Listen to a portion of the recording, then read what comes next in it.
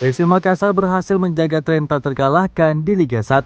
Berjumpa Persita Tangerang di Stadion Sultan Agung Kamis 8 Desember 2022, pasukan Ramang menang dengan skor 3-1. Gol Everton Nascimento, Yance Sayuri dan Kenzo Nambu membawa PSM makin nyaman di pucuk klasemen. Dari 12 laga yang sudah dilalui, 8 kemenangan dikantongi PSM. 4 laga lainnya diakhiri dengan skor imbang. Lini depan PSM begitu produktif melalui 23 gol, sementara lini belakang berdiri kokoh hanya kebobolan 7 gol. Punggawa PSM Makassar mengaku akan terus berjuang mempertahankan rekor tak terkalahkan. Saat ini PSM sudah mengoleksi 28 poin. Hanya berbeda 1 poin, Bali United menghantui PSM. Namun Bali United memainkan 1 laga lebih banyak dari Juku Eja. Melengkapi 3 besar ada Madura United dengan 26 poin.